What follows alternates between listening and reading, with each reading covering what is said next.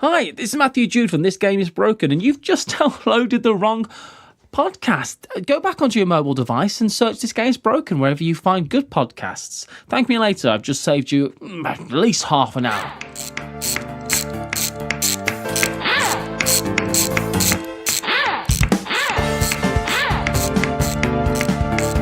Hey everybody, it is the Board Game Mechanics, the podcast you willingly downloaded and did listening to on your own free will. No one's making you be here, I guess.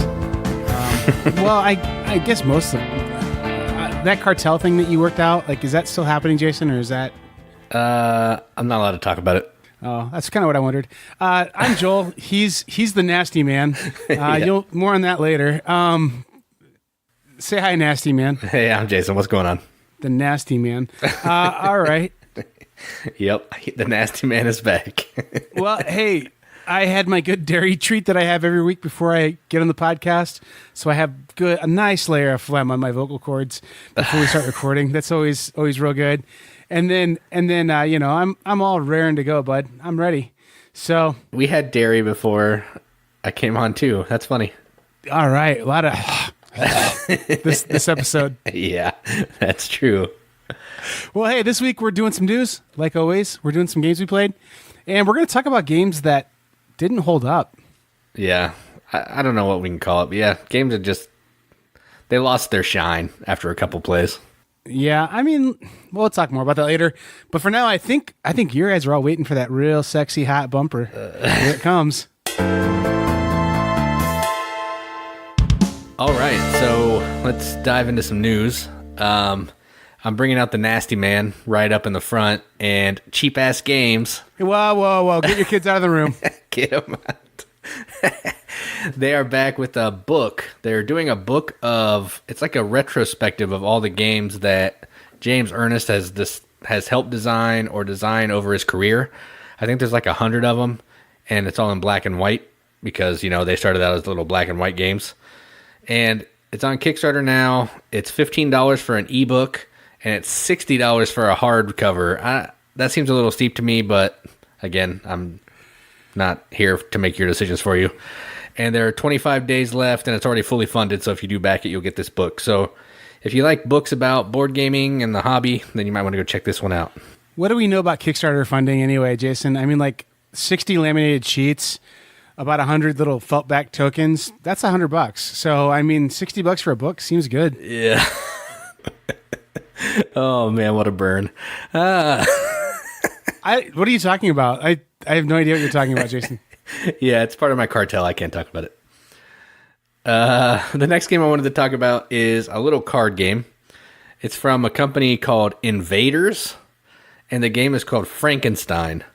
So what this is, it's a 2 to 5 player game where each player is trying to play cards onto this mat in front of them to try to build the best monster.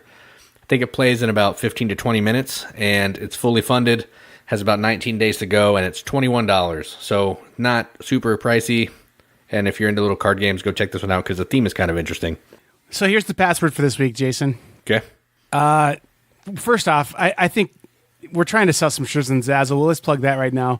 If you go to Zazzle.com / I don't have a clue what the / is. I don't think that's really what it is. That'd be funny though. that would be really funny. If you go to, we'll put a post up somewhere, but there's some shirts you can buy with our logo on them over at Zazzle. If you want to do that, they're the best place we can find to get shirts made right now for the few people who have asked. So I'm going to plug that, but I think a new t-shirt design and actually a fan club for just you personally, Jason, would be Jason's Cartel. Like, that would be awesome. Like, I don't know. Fans of you are parts of Jason's Cartel. Yeah, that would be cool. I'd feel like Don Corleone. Yeah. I tolerate Joel as my fans.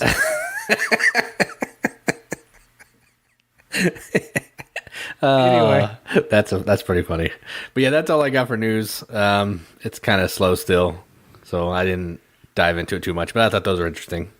Yeah, I mean, like, and honestly, I will just say it. I'm not going to be passive aggressive about it. I feel like that's a lot of money for a board game. I'm talking about Blood on the Clock Tower, but I don't think I'm the only one who thinks that. And actually, like, some pretty big reviewers have come out and said, you guys don't even know this game has a lot in it. Well, I show us. I mean, like, it doesn't feel like there's a lot in it. So I'm sure it wasn't the cheapest game in the world to make, but I'll tell you this, like, this is just, I mean, a natural consequence. Like, we vote with our dollars. That's how the economy works. So I'm not voting for this one. I'm not backing it. If it were $49 plus $15 shipping, it'd be really hard for me to pass on it. But at $79, I don't know, man. I'm not sold on it. It looks like a really neat game, but I'm just not sold on it for that $95 mark. I mean, like, I've seen, okay, listen, Riot Games isn't making money, and I get that. They aren't requiring Mechs vs. Minions to keep them afloat. And Blood on the Clock Tower, this guy's trying to do it as his job. But for $75, shipped, free shipping, I got Mechs vs. Minions, and that game is, like, unbelievable, the amount of stuff in there. So, I mean, if you can't tell me that $75 shipped is possible with Blood on the Clock Tower, I have a hard time with that. So, I don't know. That's there we go. That's one of my hot takes. And let's see if I can find a soundboard for that. I don't know. Does that work? Sure. Joel's hot takes. That's better. So anyway, did that Joel's hot takes? I don't know, whatever. Did that game actually fund the Blood on the Clock Tower? Oh my gosh, it's like got $1 million or something right now. It's that's insane. crazy, man. Yeah, it's like the hottest Kickstarter of the year so far, I think. Wow, cool. I mean, good for them. People seem to like it. It's a lot for a social deduction game. That is for sure. And it is the biggest Kickstarter until Cool Mini or Not puts out their box of farm animals with a game that you can play, I guess. I don't know. Whatever they put out with miniatures in it, it sells $1 billion worth. With a bigger than life-size horse. Yeah. A Cthulhu horse. That's the stretch goal. Cthulhu horses. And to really, really get those sales up, they're going to make a video where the guy talks like this. We're talking about effing horses. That's right, effing horses. The game too edgy for you to back. Effing horses. Yeah, arbitrary F words are awesome. I mean, it's not that they've ever done that, but I mean, imagine if they did. I would hate to think they would have done that. Yeah, that would be pretty hateful for sure. Oh, we got to mark this one explicit, man, for sure. Yeah, we said cheap ass and F. Man, we're going down. Don't let your mom listen to this one. This will be the one she does listen to. And like, honestly, again, this is my brother Twitch streams, and he's kind of a cuss boy on there sometimes, and like she'll watch him, and he'll be like leading like a hymnal sing time, and then this will be the Nasty Man show that she listens to, and she'll be like, "Why can't you be like your brother? Put some wholesome content out." It's not that I'm bad. I'm just disappointed. That is true. She would say that. We're not getting fish tacos at the next meetup, I guess, or whatever. Yeah. That's a true thing. She made us fish tacos one time. I'm not trying to be weird. Yeah. Katie did talk to her today on Facebook, and she said she missed seeing us last time we were there. I'm serious. She wants us to like get together again soon. So it's awesome. It's awesome having a den mom for the Board Gaming Boys Club. Yeah. It feels like it's like if Origins was in somebody's house and the mom just kept walking around and asking them if they were hungry or thirsty. Yeah, exactly. Oh, that's funny. And I mean, like, there are a few more cosplayers per person at my parents' house because my dad does a real mean Archie Bunker cosplay. Oh, he really does. So, all right. I think we should probably get going. We haven't had a dumb episode like this in a while. That's true. This is going to be pretty dumb.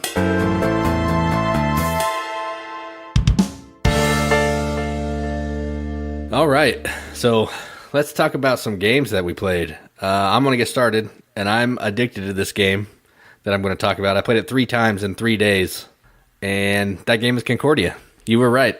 It's good, man. It is incredible. So I was hesitant because TransAtlantic was a big dog, but once I played this game, it has the card play of TransAtlantic, but it has the board play that makes it 1,000 times better than TransAtlantic. Yeah, like, it's incredible. So for those of you that don't know or who haven't played Concordia, you have these 6 or 7, 9 cards in your hand, Everybody has the same cards. You're going to play a card, you're going to do an action. You're trying to build buildings in these cities. You're trying to produce resources so you can use them to build other buildings. You're going to sell the resources to get money. You're trying to do some set collection with these extra cards to make your hand better. So it's like an interesting little deck building, resource management, city building game. And I want to play it right now. So we might have to make this episode short again because I want to go play it. Yeah, that's why the last one was 17 minutes long. My favorite thing that just happened there when you were describing this game was that you're confident there's not 8 cards in the game, but it's 6, 7, or 9. There probably is 8. I actually don't know. Yeah, I love that too. When like we've done that on the show a few times, we're like, man, I am a huge fan of this game. I love it so much. Who's it designed by? No idea. Yeah, who cares? Yeah. The game's fun. Matt Gertz, man. Yeah. Anyway, this is Matt Gertz. Yeah, I know this one. Well, I know. I want to make sure the naysayers out there who only came for the nasty going blue jokes, which we advertised, I'm sure, in this episode, know we'd actually know something. Yeah. So Concordia, the other thing that I think is really cool in this game that's not present in TransAtlantic is that like it's you can fun. take a resource. Yeah, well, yeah, but you can take a resource and then that little thing flips over to coins. Oh yeah, that is. And then cool. your other choice is taking all those coins. So it's kind of like do I want to give you more coins if I take this resource, but I really need this thing. So it's like, I don't know, you know what I mean? And then man, there's so much money out there. I really need to do a different action, but that's so much money. I got to take it. You know what I mean? Like that's kind of cool in there too. That I think it's overlooked sometimes. Yeah, the thing that I liked about it was that Prefect Magnus card, where you get two of the production from the province. Like we were all just waiting to use our prefect cards until that card got to us. So yeah, and that moves counterclockwise, so it goes opposite turn order. So you're trying to think, come on, I'm first player, I really want this card, use it. So yeah, I enjoyed that little touch to it as well. Yeah, the cards are very cool, and the game's so easy to explain. People can be playing it in 10 minutes, and you're not going to win your first time playing it, but you'll feel like you played the game right and enjoy it the first time you played it, I think, too. The other thing, too, is Matt Gertz does have that other game. It's called, I don't remember what the name of it is, but the way how they advertised it was all the bookkeeping and board play of TransAtlantic without any of that Concordia junk in there. I don't remember what it's called, but... Is that like for real? No. Oh, I was going to say. Jason, you're being gullible. I'm yanking your chain, bud. I was like, maybe he did create another one. It probably would be worse than TransAtlantic, too, at this point. All the sweet rows of cards and bookkeeping of TransAtlantic. Accountant Manager 2019. All you do is flip cards and do some math, and that's it. Yeah. Oh, was this one older or newer? Oh, it's older. Okay, so then we put this one on the bottom. I don't mind that game, honestly. Like, it's not bad. Yeah, it's okay. I mean, it's just Concordia's a 10. That game's a 6. I mean, like, but for as much as he shared or stole from himself, I guess. Yeah. He figured out a way to take some of the best parts of Concordia and make them kind of bad. I don't know. Yeah. Yeah, I mean, yeah. Concordia is amazing, so it's hard to live up to that. Yep, you can't win them all. And TransAtlantic, I'll pick that up when it's like $11 on clearance somewhere probably, because it's not horrible. Yeah, it's worth playing once. So Jason does not own and will not own that game. I did own it, but will not. But will not in the future. Fair. All right, well, I played, what did I say, Spirit Island? Is that the one I was going to talk about? Yes. You remember that thing where we talk about how much we love a game and then we don't remember who the designer is? Yeah. This was designed by John Greater Than, and it's from Greater Than Games. That's a really coincidental name. Is it Greater Than Games or Dice Hate Me? It's Greater Than, right? Greater Than Games, yeah. Yeah. I think it's pretty cool, man. I like it quite well. I'm sure someone will let us know. It's a pretty cool game, honestly. It's like, I don't know. It's neat. There's these settlers coming to this island.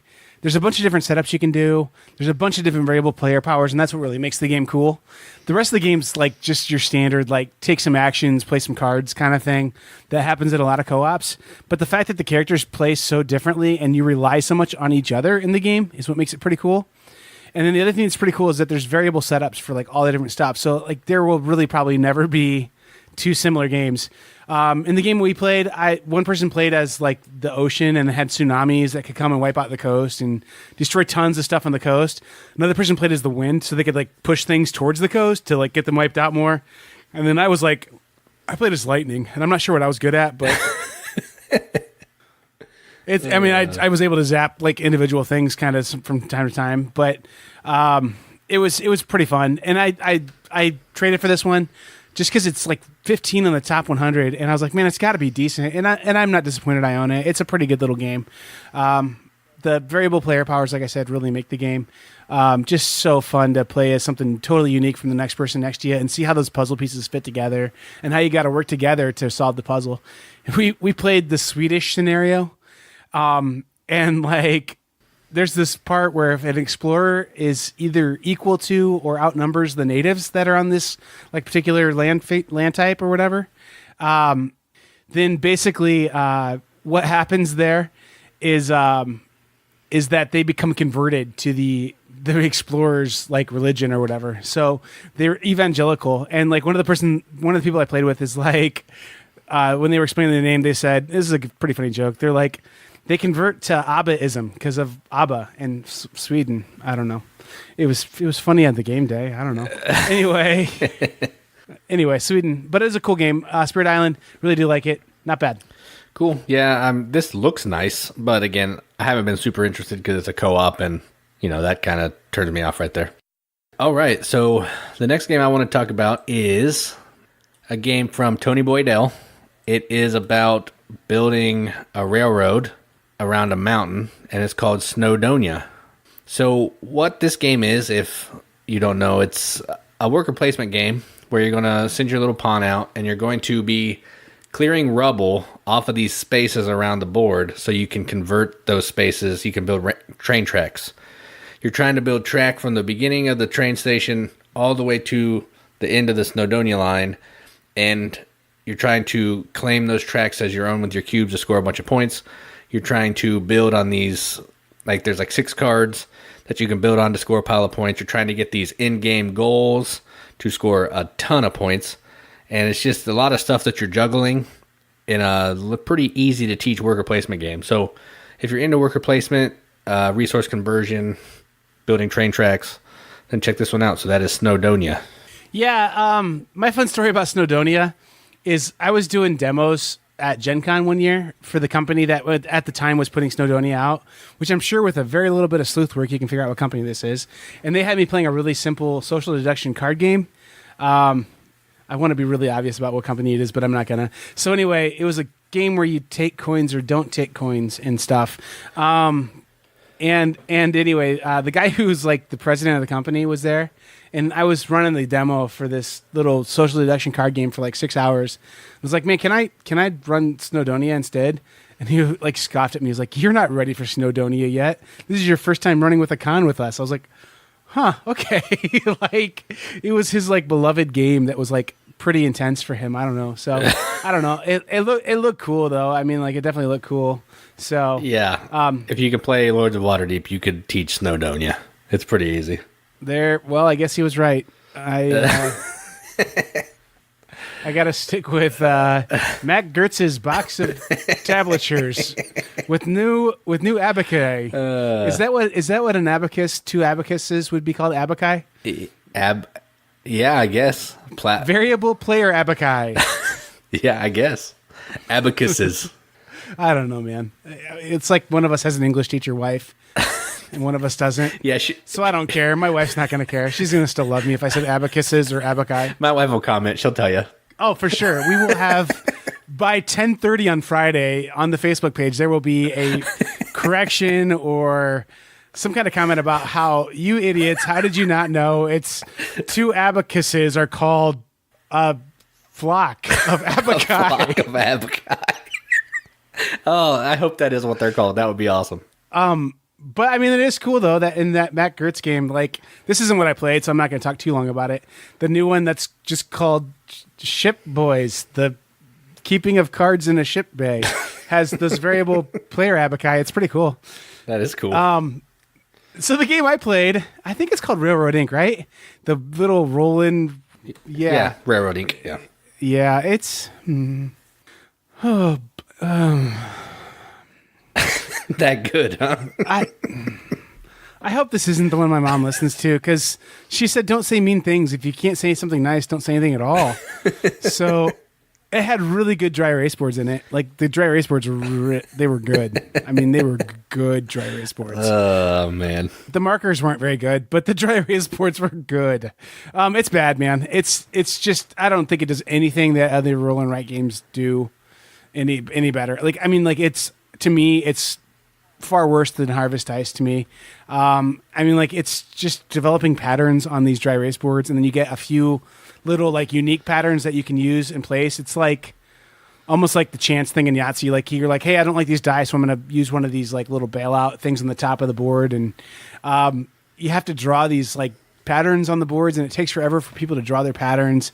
It's got so much downtime between die rolls because people get so AP prone and just like sit there and they're like, well, do I want the train tracks that are going on the overpass, or do I want the ones that are parallel to? I mean, like, there are no parallel ones, but anyway, it's just, I mean, for a game where you're checking die and writing things down, it takes way too long for people's turns. It's like, it's just not fun. It's just not fun really at all. So I'm not a fan. Had 2 opportunities to play it, and the first time I was like, I think I'll try it, and I played like for a turn, and like seriously, there were 6 of us playing. And I was like, this is 7 rounds of us all rolling then, huh?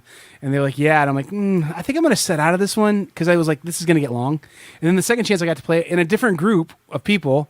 It was like 3 people, and I was like, still like, this game's painfully long for a little roll and write. So I do not endorse this. Don't think it's great. I don't know. I just don't think it's any better than any other roll and write out there. So go play Harvest Dice or whatever you have already and enjoy it. that's crazy, man. This game's been getting like so much love from everybody. It's not good, man. And I don't understand what's good about it. Like, it's like, hey, I've got to make roads that connect, and it's all from random die faces, and I get some bailout things. I mean, like, it doesn't do anything neat. Like, it's like I could see where you think this game's neat if you haven't played like Kokoro or Harvest Dice or something else like that, but it's not innovative at all to me. So I don't know. I played the red one. Maybe the blue one's really good, but I don't know. You know what, Simon, I've kind of been throwing you some hate. If you guys want to get it back on my good side, just send me one of those good big boxes of effing railroading. Oh, that would be awesome if they did have an expansion called Effin' Railroad Inc. I'd be fully in. It has miniatures. They just sit there. Yeah. You know, like all miniatures games. Oh, man, Tim's going to hate this episode. No, you know what, though, man? You got to have a bit of honesty in your show sometimes. And I think I've stored up 63 episodes for this one. I don't know. Hey. Okay, no, time out. Blood Rage is a good game. I like your Blood Rage game. That's very good. Council of Four, the one that no one seems to like or buy, very good game. And I like your edition even, Simon. And finally, Dogs of War. It's a crying shame that game didn't sell more than it did. So, Simon, there's a little love for you. But wait, I didn't even know Railroad Inc. was theirs, bud. It is theirs, I'm pretty sure. But anyways, it might be Horrible Games. Maybe it's Horrible Games. Oh, there we go. Matt Gertz's Horrible Games. Home of Abacus Tracker. You forgot about all the best Simon games. Lorenzo. Newton. Lorenzo. Newton. Yeah, those are both great games. And they're so far out of like their ordinary games that I forget about them. Yeah, they're amazing.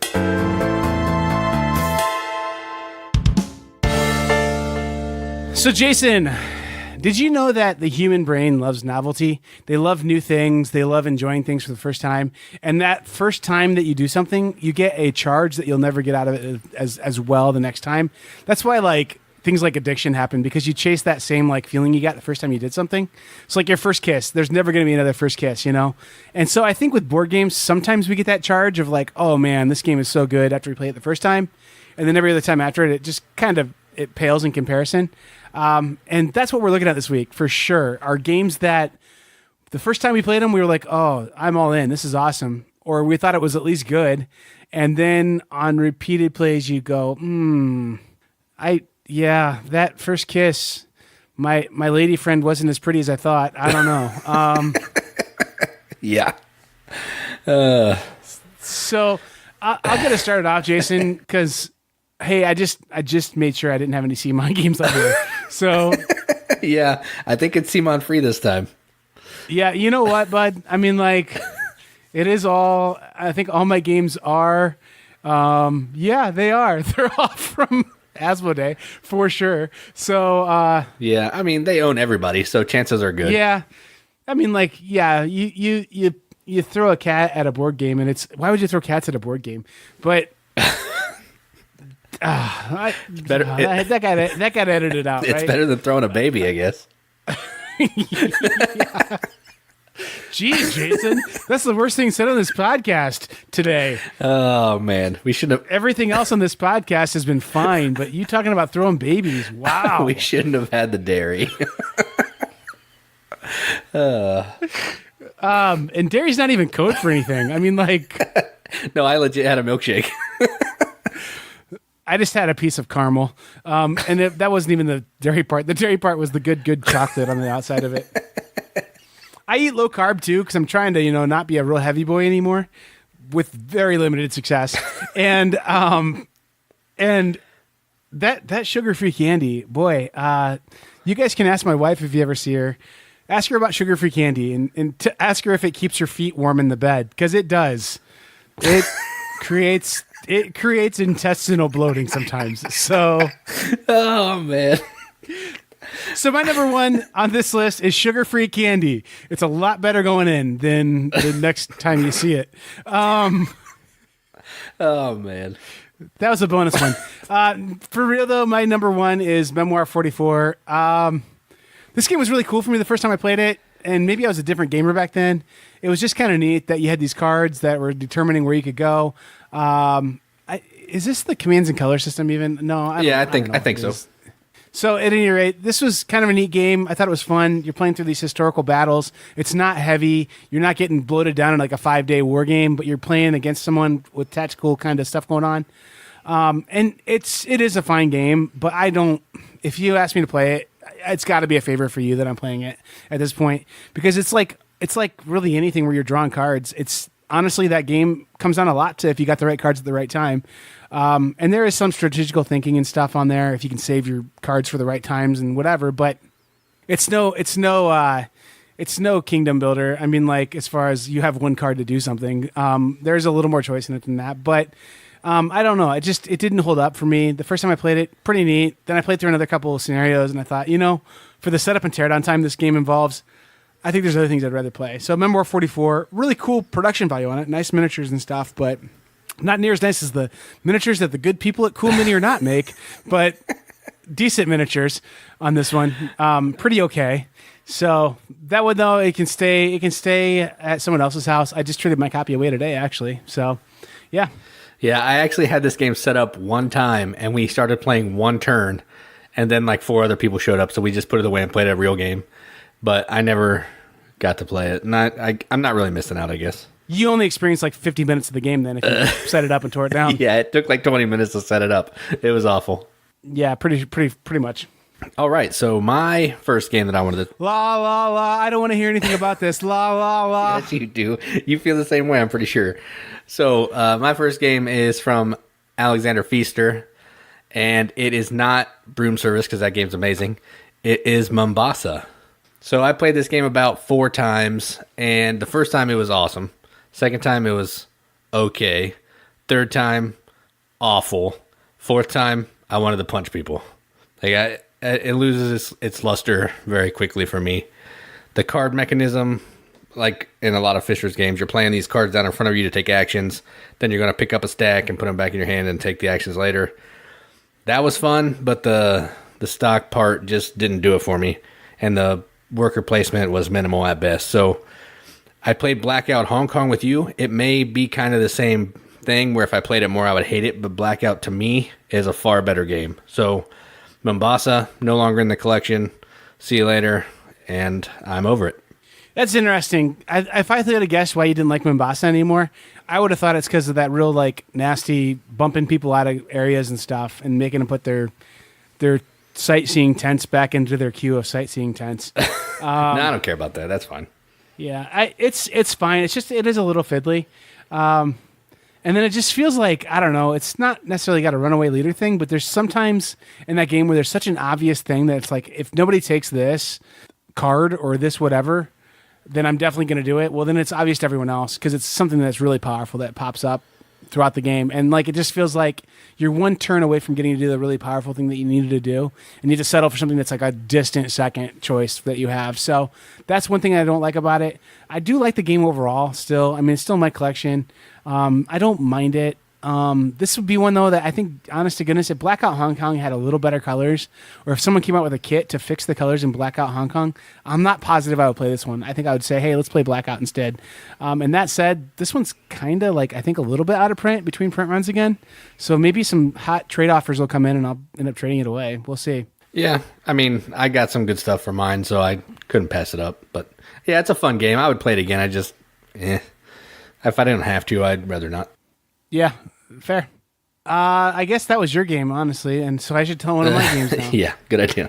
I think you sold me on the fact that that game's not as good as I remember it. So, good job. That's my number 2 now, Mombasa. You're welcome. No, my number 2 is one that I was so hyped for. I was like, okay, I don't want to play Magic the Gathering anymore. I don't want to play Dice Masters. I don't want to do Star Wars Destiny anymore. All those are money grabs. Netrunner, I'm too far behind to get started in that. So I want to play something that's strategic like that has deck building, lets me think about the game when I'm not playing it and be preparing to, be strategic and put my wits against someone else's and really enjoy like spending a few hours thinking of the best deck I can build for this customizable game and then going out and really enjoying like just going head to head with someone and seeing how it goes. And then if it doesn't work out well, just go out and, tweak my deck and make things better. It was an LCG and it was called Legend of the Five Rings, the living card game. And this game, I think the first time I played it, I was like, oh man, this game's really cool. But it's the first time you're playing it, you have that thing too, where like you don't mind if a game takes an hour and a half to play, and then every other time after that, if anyone was even the slightest bit AP prone, that game takes an hour and a half to play. And this game's like a LCG that's set up to be played like several times in a row at tournament settings and things like that. And just the playtime is so long on it that I can't handle it. And then there's you have to manage 2 decks in that game too, which is kind of a different thing too. So I can barely put together one good deck, much less 2 good decks. So. I don't know. I just thought it was an interesting thing with this game that it was kind of came on hot for me. It came on hot for a lot of people. And then you saw it for $20 on clearance, not too much later. And I'm not even sure, man. I think this one's still supported, but I don't think content's coming out very fast for it. So, Legend of the Five Rings, my number 2. I have nothing to add to this. It's a game that's not for me, and I know that, but it does look cool. I like the art a little bit, but that's all I know about it. Yeah, it's a mean game. It's combat, basically. With some lawyering in it, which is a weird twist. You can either fight people with swords and cut them apart, or take them to court and sue them, which is really true. That's involved in this game. Weird.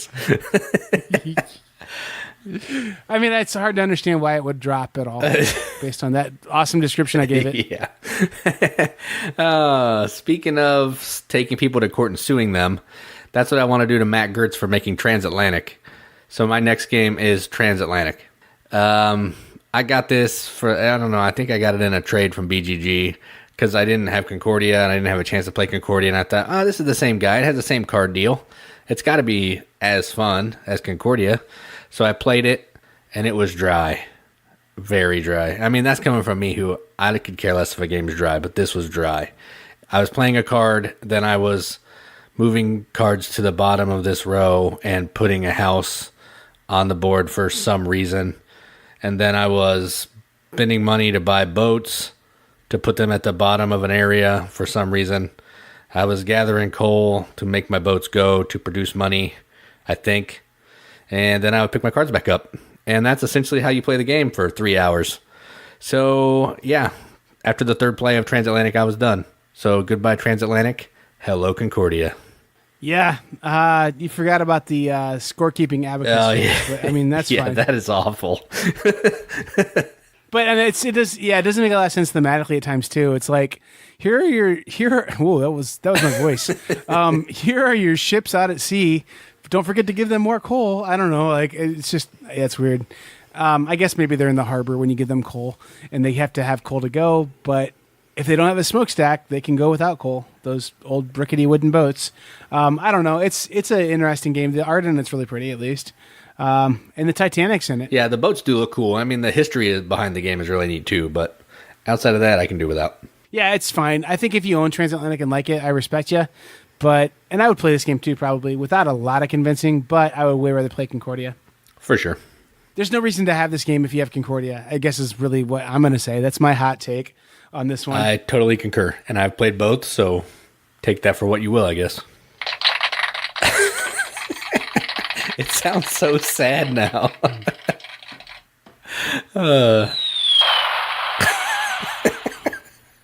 Hot takes brought to you by the Picorni Sound Machine. Not brought to you by Simon. Go to picornisoundmachine.com to find your own. That's not a real website. Don't waste your time. Or is it? It is now. That's not worth the $3 a year to buy that domain for. That's true. That would be funny to buy it and just park the Sound Machine Amazon page on there with our referral link on there. This is a real dumb episode. Thank goodness those hot takes and mean things we said didn't get heard by anyone because they were all like, this episode's real dumb. I got to listen to something else. Let me listen to those good boys talk about heavy cardboard or whatever you listen to instead. I don't know who I'm talking to because no one's listening still at this point. If you are, man, you are a good friend if you're still listening. Thank you for your friendship. I appreciate it. Yeah, there are 3 people that are probably still listening. And those 3 people aren't going to like me much because I'm going to say 2nd edition Arkham Horror. I heard 3rd edition's actually pretty cool. 2nd edition of Arkham Horror, like everyone raved about this game 8 years ago. And I played it the first time I played it. I was like so into the storytelling, like light role-playing elements of it. And I thought, oh man, this is really cool. It's like Gumshoe Cthulhu time, and we're all kind of different powered, and we do kind of work cooperatively to do this stuff, and it's pretty fun. And the first time I played it, like someone ran the game basically for me. So like I just got to be a character and didn't have to do all the upkeep and stuff. And then every other time after that, I had to do all the upkeep because I knew how to play. And I don't know if you've ever played Arkham Horror, Jason. I have not. It seems like your kind of game. It seems like it's really strongly your kind of game. Cthulhu and Ameritrash together. And it seems like your thing, man, for sure. But this game, like the way how it works is you're like, all right, I'm going to go here and take this action and do this thing. And that happens, and it takes 17 seconds. And then for the next 5 minutes, it's, okay, well, since you did that, we need to flip this Mythos card, which triggers this monster card, which triggers this active trinket that your character has, which triggers your character deck, which means that you have to put out 75 cardboard chits on the board, which there isn't a board, really, kind of. It's a lot of, like, bits of boards put together. So there is a board, but it's you play with expansions, so they're all over the place, and just, I don't know, it's a lot of upkeep, I guess, for it being a game that shouldn't require that much upkeep. I don't know. For a game that requires that much upkeep, I think they know that it took that much upkeep. That's why the 3rd edition didn't have all that. And then I think that that's why they came up with like apps and stuff for Mansions of Madness and things like that. So I don't know. Arkham Horror, I know people love this game. I actually do like this game quite a bit still. But the first time I played it, I was just enamored with it. Like the kind of thing where you like dream about it at night. And then I started to see the warts a little bit and saw, man, this is just a lot of work. Like the setup of that game takes forever too. So after that, I was like, okay, maybe not. And I've gone onto Mansions of Madness instead, and I've gone onto the Living Card Game instead, which I don't get to play near enough. But yeah, Arkham Horror, still fine, just not in love. Yeah, I'd probably play Elder Horror just because Katie played it and she liked it, so she's been wanting to try it again. But I have no interest in this one at all. Hey, somebody who's listening right now might have my copy of Elder Horror that Katie played, and I didn't like that one much either, so I traded my copy to someone who, it's an awesome game, so you should be really happy you have it. Congratulations on having that game. That's the disclaimer for all the ones that we've gotten rid of. They're amazing, just not to us. I mean, Eldritch Horror is way better than Arkham Horror, I'll say that. Yeah, that's what I've heard. I heard shorter and more streamlined. Yeah, for sure. But then I've heard 3rd edition's even more so, yeah. So, all right, so my last game that I want to talk about is a game that it took me a while. It took a while for the luster to wear off on this one. And essentially, I just realized that it's a roll and move game, and it's time to move on. And that game is Jamaica.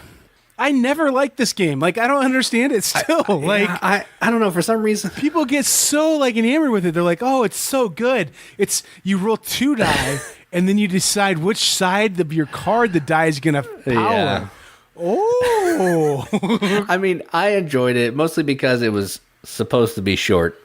But then, like, when you play with 6 people, however many you can play with, it turns into a 3-hour game of rolling and moving and stupid battling. Because when you play with 6 people, you're battling every single turn. And it just kind of, I don't know, it grated on me after a while. The first couple times I was like, yeah, this is fun. I played it with some people who don't normally game, and it was fun. And then I played it a couple more times. I was like, not so much fun. Not so much fun. Time to get rid of this guy. So I ended up trading it away for something better, in my opinion. But Jamaica, it does look nice, and it is from Bruno Catala, so there is that. But Jason, it gets that hot action where sometimes you can go on a slightly different route. That's the same number of spaces, but there's a treasure chest. That's true. Yeah. But Jason, the boats are made out of plastic. They are made out of plastic. And if you put all the cards that you play together, they make a panorama. Oh. Did you know that? Oh, okay. Yeah. I thought I was doing a hot take there. It's a cold take. Moving on. But Jason, those die are nice and big and chunky. Yeah. And the gold is made of cardboard. I never really liked it. It could possibly be because one of the reviewers, a pair of the reviewers that I really looked up to when I got this game were like, it was one of those like fear of missing out things probably because they were like, this game Jamaica, which was made only 50 copies in the world and we have one, is so good. It was made just for the employees of this company and there's only 50 copies in the whole world. And good luck getting that because I don't know, is it GameWorks or I don't remember what the name of the company is, but there's only 50 copies they made for a Christmas present for their employees, and we got one. And it's the best game that a boy could want to play. And then it came out in wide distribution, probably largely because of the reviews like that. And I was like, what? How? What? This is Chutes and Ladders without chutes or ladders. It sounds like you were talking about Tom Vassell and Samuel Healy. I didn't say any names, Jason. Yeah, but the funny thing is, when that game comes back in print, because it goes out of print sometimes, it sells out immediately. Like, still, which is crazy to me. Yeah, all these games, we have Agricola, we have like Coimbra, we have every Vital Lacerda game known to man, but this game is the one that sells out. It's crazy. Yeah, it's crazy. I don't get it. Yeah, it's like either sold out or like the print run's done and like it's sitting on the shelf at Barnes and Noble's 75% off. Like one of the two. Like honestly, like I've seen this game on clearance a bunch too. So just weird. If you want to make money in board gaming, just buy copies of Jamaica when they're on clearance and then sell them for like $100 when they go out of print. So there's your pro tip for the week. Yep. Jason, I would have put Jamaica on the list, but I didn't like it ever really. Yeah, I mean, that's fair.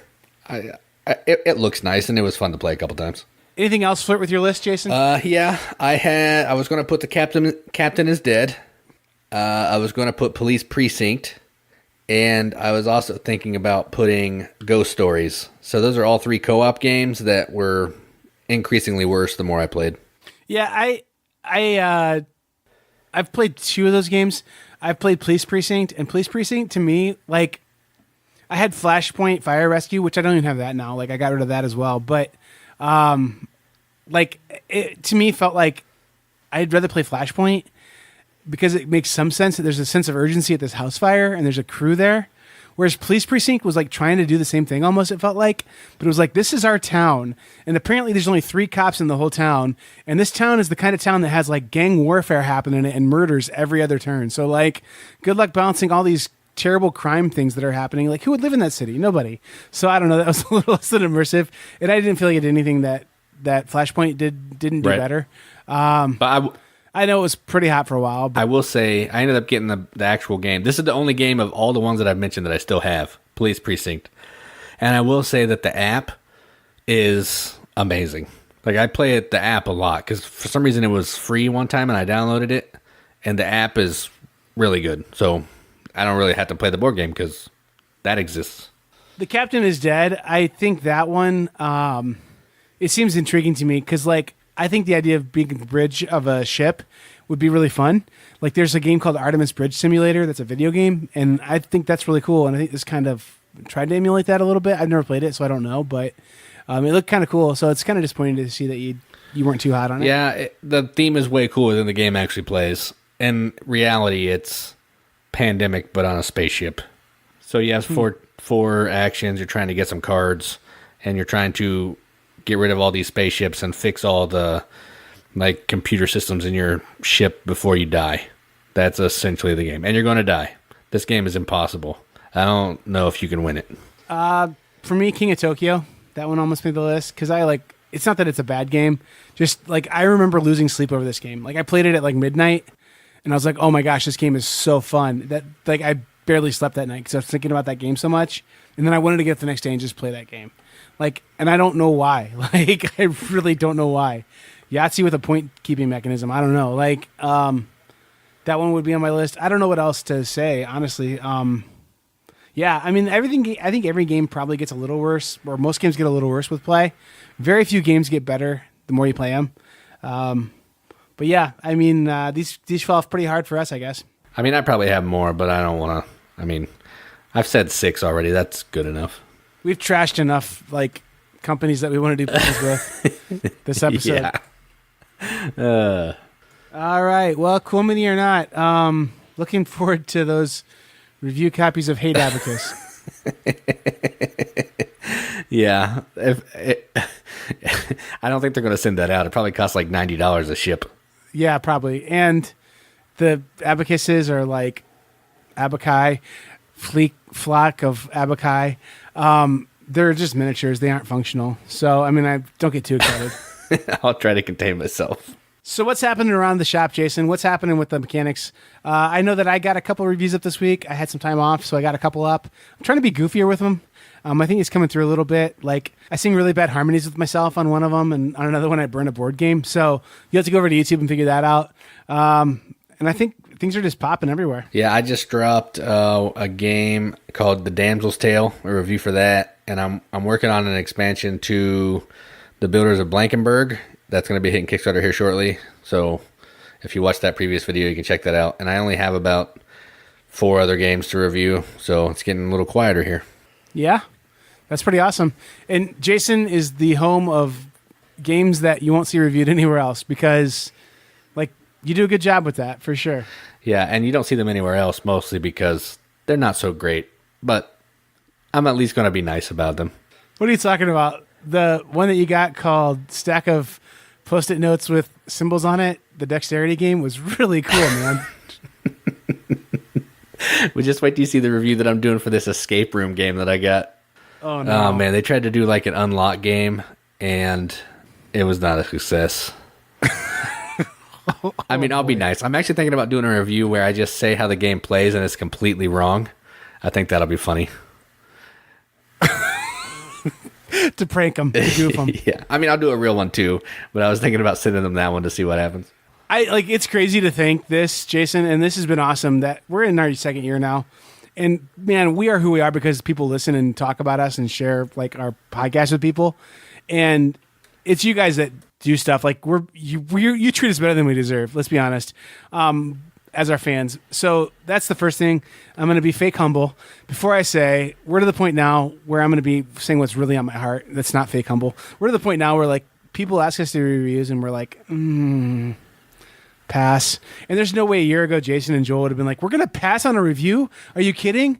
Like any review we can get, we should do immediately, especially if the game's not out yet. And now it's like people say, I've got a really cool game. You take a deck of 42 cards or 52 cards. They come in four suits, 2 colors. 3 of them are nobles. The rest are numbers.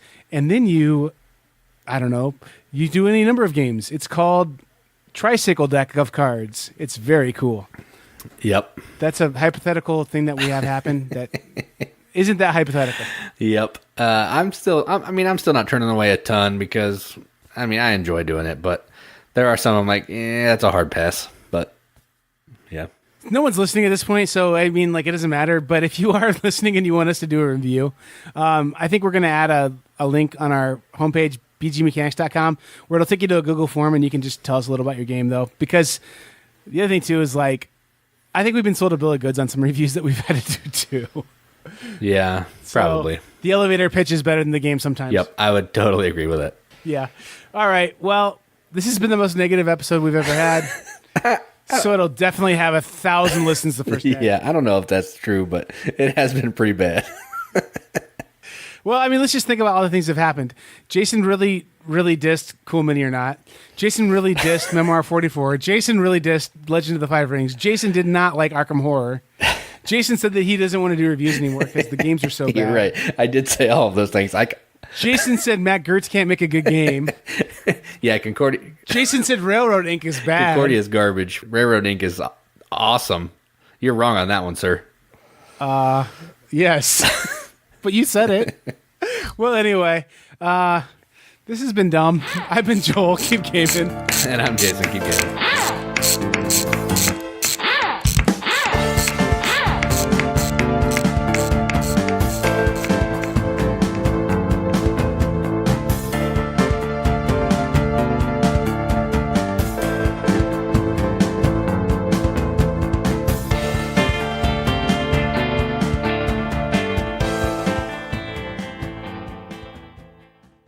And this is still dumb.